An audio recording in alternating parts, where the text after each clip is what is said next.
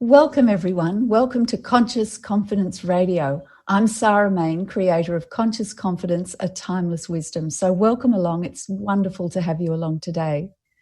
And today's show is all about gaining control of the mind and calming your heart.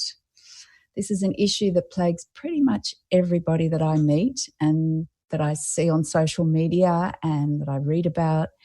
And, I experience it myself, but I have the blessing of knowing about timeless wisdom, and it really, really helps in gaining control of the mind and calming the heart. And the timeless wisdom's been guiding people for millennia, literally, on exactly what to do about this issue. So this isn't a new thing, having a mind that creates problems and needs some control, and so that the heart can calm and we feel peace and happiness. So let's get into it. Today's show is focusing around the Sanskrit word of chetana, which means conscious, to be conscious. And that means to be visible, sentient, intelligent, aware, perceiving, perceptive, understanding, all those good things.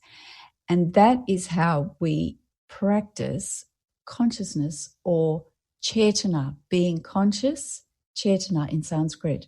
So every day, every show, I like to give you a Sanskrit word because I draw my timeless wisdom from the wisdom that's in Sanskrit. So chetana, conscious. And remember, when I use the Sanskrit, don't be scared off. Don't be frightened by it.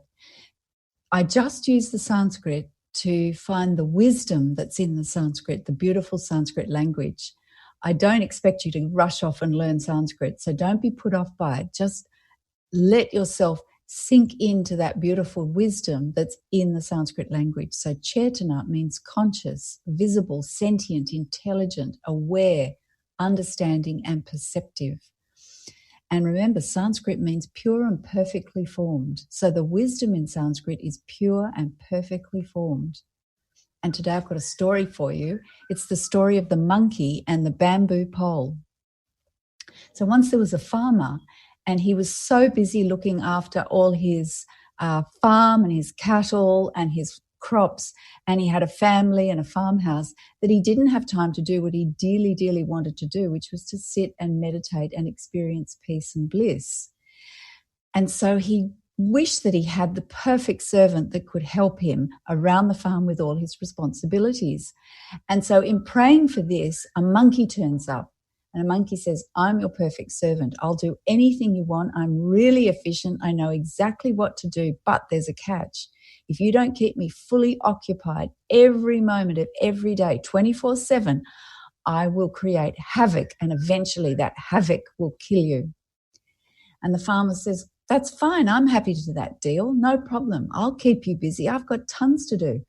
And so he gives the monkey a job to do. Voom, done. Immediately, instantly, finished. Perfect. So he gives him another one. Voom, done. And another. Voom, done. Again and again and again. And all these jobs, all this work is done perfectly.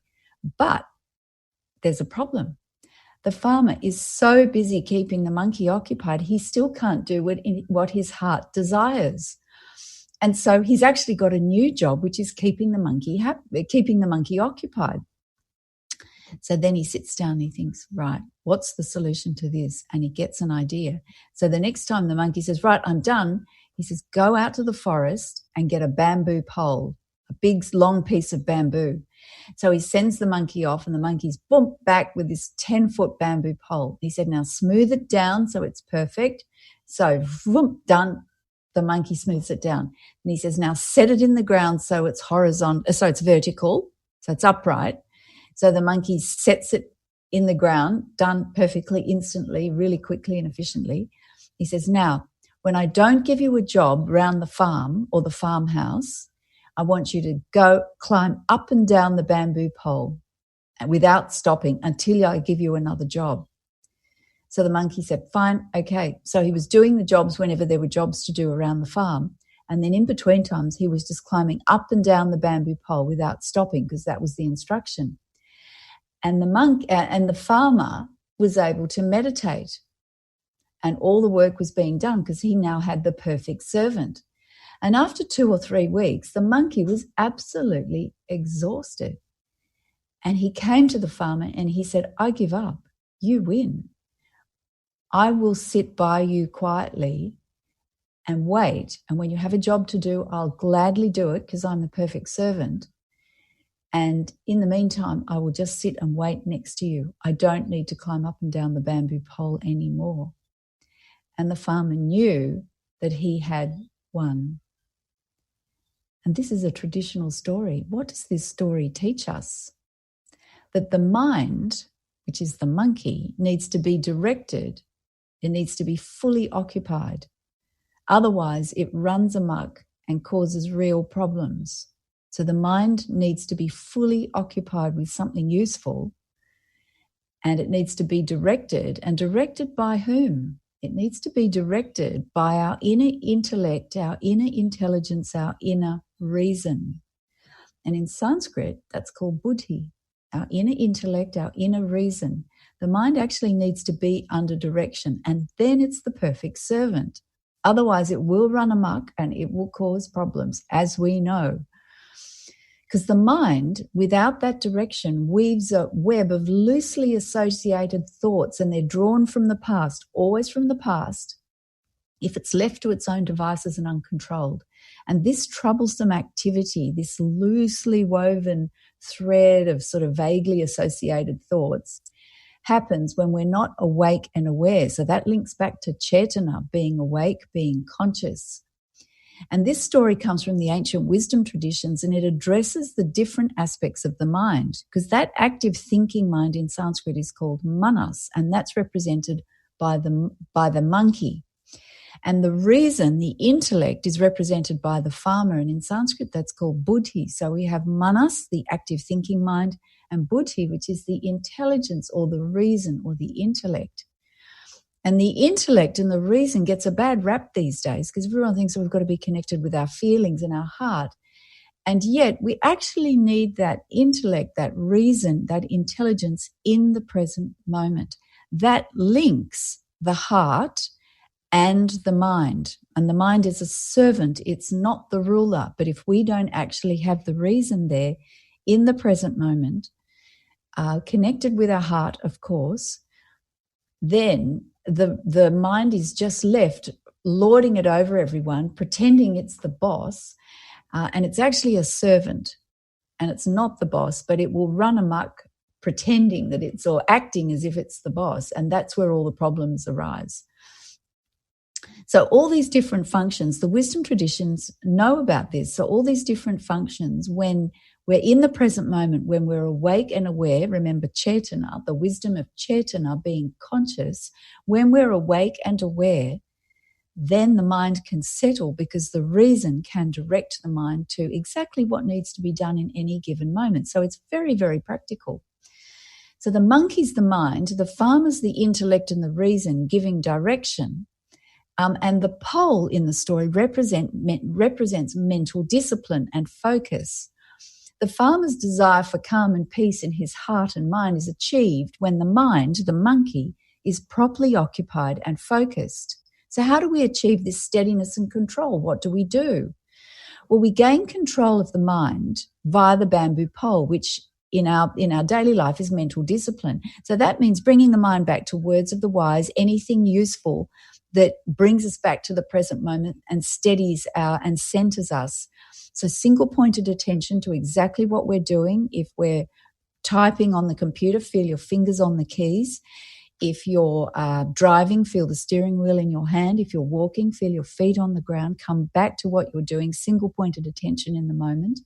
And you can repeat mantras or affirmations. For example, a beautiful statement that you find very inspiring. Bring your mind back to that when you're not directing your mind to some task that's in hand. Bring it back to an affirmation is very useful. And use the reason. The reason brings light and clarity to a situation. So we need to be present for the intelligence, the reason, the buddhi, the intellect to actually operate and direct the mind, because the mind is the perfect servant when under direction. And then when you're still and calm, the heart opens naturally. And then we connect with who we truly are. Because when the mind is all over the place, the reason's clouded over by this activity, the heart's unsettled, we forget who we really are and we think we're just this person with all these problems. And actually, underneath all of that, if we come into the present moment, the mind we can gain control over the mind, the heart settles, and then we know who we really are and we feel that true being, that magnificent consciousness, which is who we really are. So let's try practice. And I suggest you do this each day and try it for a week or two, which is when you wake up, repeat an affirmation 3 times. Make a decision that when you wake up, you're going to repeat an affirmation 3 times, something like, I am whole and complete, to thine own self be true. Love breathes life into the being and brings grace to the soul. Something beautiful that you find inspirational. Repeat that 3 times. And then remember, the next step is remember to give gratitude. Gratitude for 3 things in your life. If you do that every day, repeat an affirmation 3 times when you get up and give some gratitude for 3 things in your life when you get up. Do that every day for 2 weeks. It will start to get your mind centered and disciplined, and that's the bamboo pole. And you'll be amazed. After 2 weeks, after a week, after a few days, get your journal out and make a note of how you feel. Make a note of whether you notice a change in yourself, because it's really important to validate any positive growth.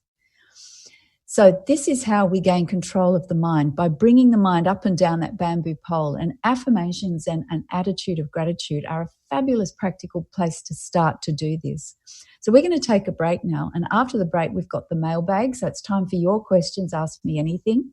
And I'll tell you more about how you can discover lots more about conscious confidence. And also I'll sing some Sanskrit for you so you get to hear that. So we'll be back in a moment.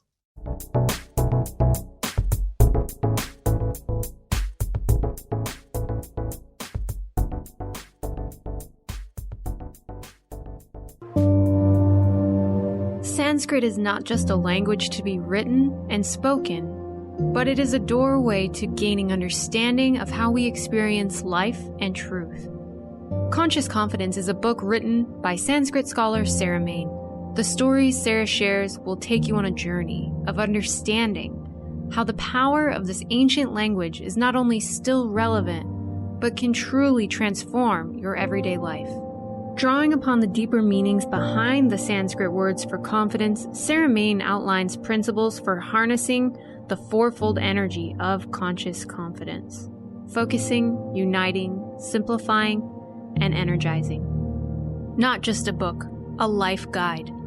Available now on Amazon, Barnes & Noble, Inner Traditions. You can find all of those links on consciousconfidence.com.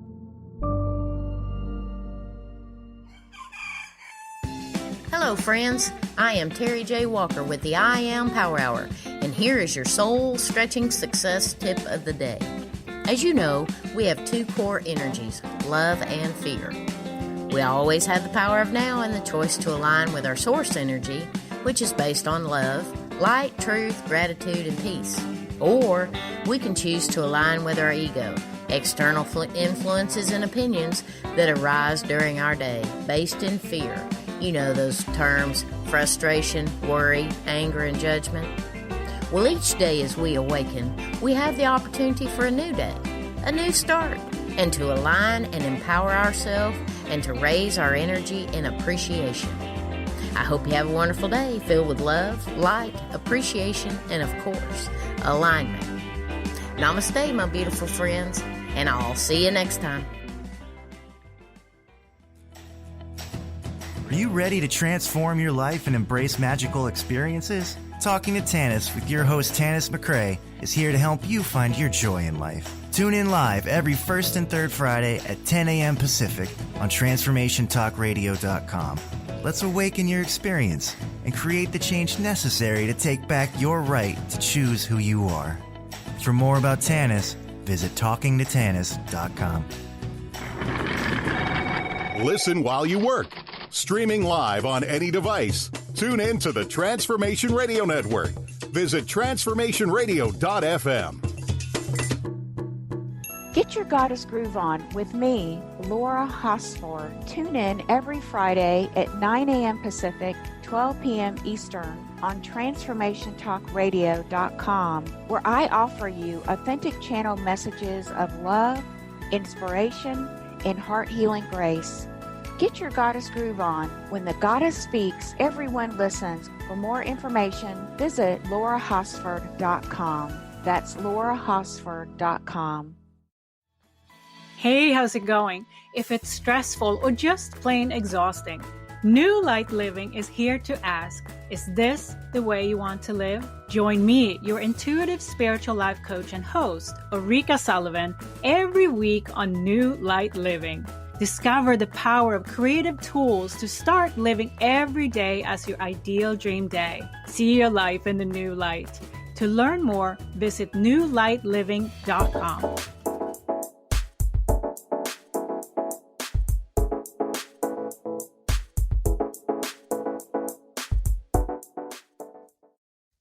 Welcome back, everyone. Welcome back to Conscious Confidence Radio. And before the break, we were just talking about gaining control of the mind and bringing some calm and peace to the heart. And that happens when the mind is centered. And remember, the mind in the wisdom traditions is comprised of the manas, which is the active thinking mind, the one that chatters in our head all the time, the buddhi, the reason, and the intellect, which is very important, and I think it's the missing link to the mind actually settling.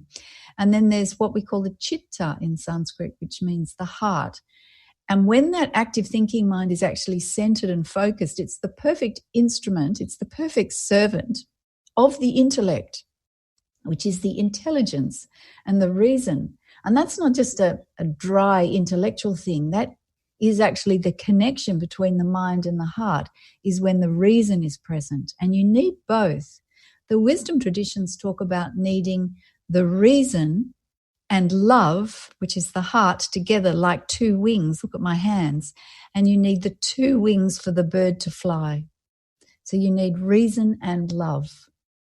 And the reason, or the intellect, the buddhi, directs that beautiful servant, that wonderful servant, the mind, and the mind will perform any task you like. Remember the monkey going up and down the bamboo pole and performing all those jobs around the farm. It will do it perfectly when directed by the reason, and reason operates in the present moment. So that's the key. Hence, our Sanskrit word for today is chetana, which means conscious, being awake, aware, conscious, intelligent, understanding, perceiving. All those wonderful things, all those beautiful words are all part of being conscious, awake and aware, chetana. And when we do that, the reason can direct this wonderful instrument of the mind, and then the heart settles. And the heart is like a beautiful clear lake of water. And when it's still and not choppy, it reflects who you truly are, just like a beautiful lake in the mountains will reflect the mountain like it's a photograph almost. Sometimes it's so clear. The real mountain and the reflection almost look like one and the same. Well, the heart can be like that. When it's still and calm, it reflects who we truly are. And who we truly are is a limitless universal being of consciousness. And that's what the wisdom traditions are constantly reminding us. They know who we truly are. So that's a little summary. And the suggestion, the practice is use that bamboo pole, which is mental discipline. Train the mind, train your attention to stay in the present moment. So with what you're doing, if you're walking, feel your feet on the ground. If you're driving, feel your hands in the steering wheel in your hands. If you're washing dishes, actually feel the water and the soap and the dishes. Rather than thinking about something else, actually come to what you're doing right here now. If you're speaking, listen to the sound of your voice. Be present. That's chetana. And that's giving your mind, that manas, the bamboo pole, bringing it back again and again so it doesn't just wander around weaving this web of dreams, which then can cause problems and do cause problems.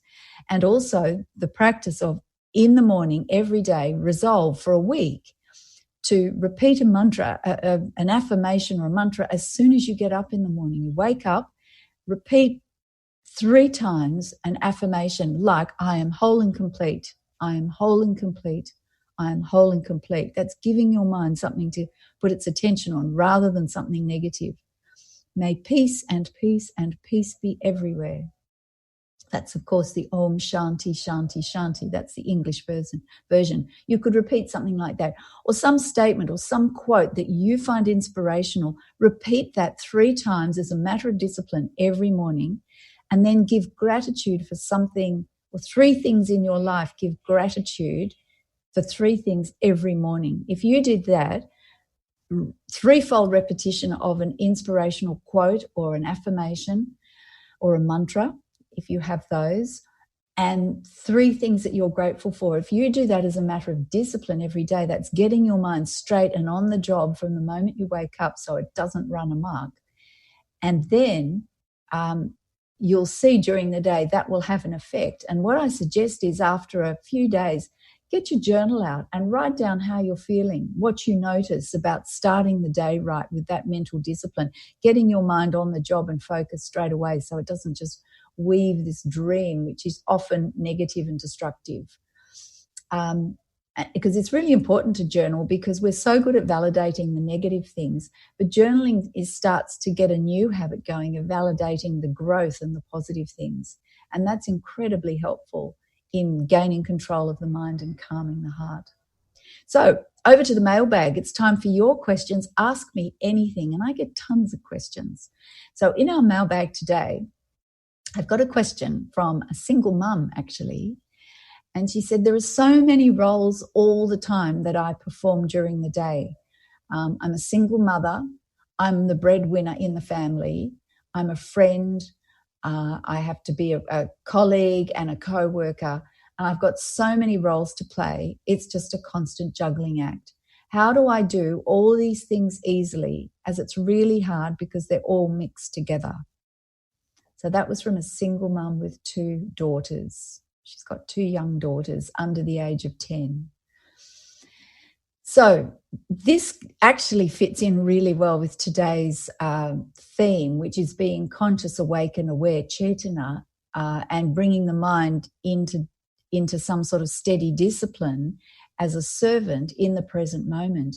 Because all these tasks that you have to perform as a single mum, and I'm sure you do them really well with your beautiful daughters, the best way is to be in the present moment and not have to think about what you have to do, such as now I have to be a mum, now I have to be a friend. Be in the present moment and then allow the role of mother when you're in front of the child, allow the role of mother, it will naturally rise and your response will be naturally mother to the child at the time. There's a fluidity and a flow in this. And if you're in the present moment, and if the mind is actually present as a servant and not trying to rule the situation, you will find you will naturally speak with love and care and tenderness to your child and direct the child in exactly what needs to be done, or give the child exactly what the child needs. And your child may need a hug. It may need a clear word. Don't do that. And you do that out of love. You give the child rules and some boundaries for their sake to protect them. The children need that. They need the love and the boundaries. And of course, any boundary or discipline that's given is coming from love when you're in the present moment. So the child needs all of that, and your response will be accurate. And in a sense, if you're in the present moment, you are the mother of your child. You can't really make a mistake if you're coming from love. If you have to discipline your child, it will be fine. Your child will be fine. And so if you're doing that, then when you're at work, of course you're not going to be mother. You'll be at work. And then that role of mother, it's like a hat. You will naturally, that will just go to the back, behind the scenes for a while. And what will come forward is being a co-worker, or being the boss if it's your business. And then if you're having to actually be the breadwinner, that role will come forward. So all these roles are like hats we put on or parts we play, and then those parts go backstage back into the dressing rooms, and then we go back on stage with another part that we play. And if we're in the present moment and calm and steady, And that's where the conscious confidence comes in. We can just pick up and put down these roles quite naturally and fluidly, and there's no stress and strain. Now, I make it sound so easy, and it is easy, but I practice this every day, and I have done for virtually all my life. So it is possible, but it does take that constant discipline. And I find that I bring my attention back. If I find my mind weaving dreams as I'm washing the dishes, I have a habit, because I was trained to do this, to bring my mind back. Oh, I'm dreaming, bring it back. Oh, bring it back, bring it back, bring it back. And that is just a habit and a practice that if you practice, it's like a muscle. If you want to get strong at something, you go to the gym, you train, you work out, you get stronger. You will get stronger. You will master this as well. And it is a lifesaver in that you can bring your mind back to the present moment and then perform whatever tasks you need naturally. So whether it's mother or breadwinner or friend, or if you're talking to a co-worker, your response will be perfectly appropriate in that present moment. Chetana, being conscious.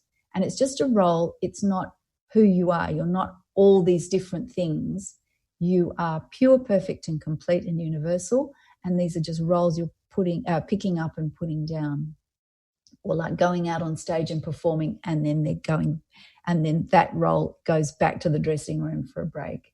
So I hope that helps.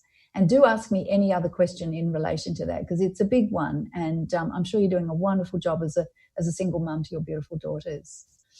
I've got another question. What types of meditation are there? Mantra, breathwork, mindfulness, guided meditation, chanting? Well, there's all those things and more. There's an absolute wealth of styles of meditation. The key thing about meditation is coming into the present moment. And in fact, when you give single-pointed attention to a task in hand in your daily life, like driving or washing the dishes or brushing your teeth, that is a form of meditation because your attention is single-pointed and focused, and that takes practice. And with any meditation practice, you'll find your mind wanders off, so you need to bring it back, whether it's to the breath, if you're doing breath work, to chanting, if you're chanting, to mantra, if you're listening to a mantra, to mindfulness, bring it back to the present moment. It's all about bringing that mind steady and still and connected in the present moment. So I hope that helps as well. And I think it's important with meditation to find the one that you personally connect with. I was trained in mantra meditation, and that's what I practice, but I do practice mindfulness presence meditation as well. And I find all very, very useful and essential. So if you want to know more about conscious confidence, if you want to learn more and discover more, go to my website, consciousconfidence.com, and that's where you'll find my book, Conscious Confidence, Use the Wisdom of Sanskrit to Find Clarity and Success. It's available on Amazon, Barnes & Noble, and all the outlets, but you can get all the links through consciousconfidence.com. That's my website. There's available in paperback, ebook, and audio book, so you can listen to it as well. And on my website, there's a link to radio podcast. You can listen to previous shows, and I'm also on YouTube, so you can look at the videos there on my YouTube channel.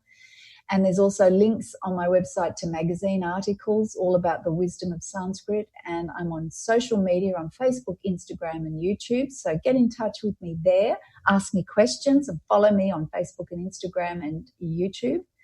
And next show, we're going to be talking about being awake and aware and stepping free of imaginary bondage. And remember, the wisdom traditions in Sanskrit have your back. They know who you are in truth. So a little bit of Sanskrit to end off. This is from the Katha Upanishad. Om Sahana Vavatu Sahano Bhunaktu Sahaviryam Karavavahai Tejasvinavadhitamastu Ma Vidvishavahai. Om Shanti Shanti Shanti. Thanks for being here.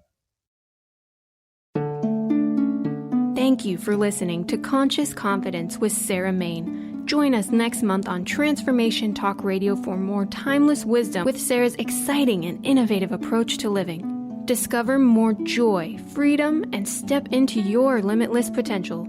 For more information on Sarah Main and her work, Or to listen to past shows, visit sarahmain.com. Views expressed on this program are those of the hosts, guests, and callers, and are not necessarily those of this station, its management, or other advertisers. You're listening to Transformation Talk Radio.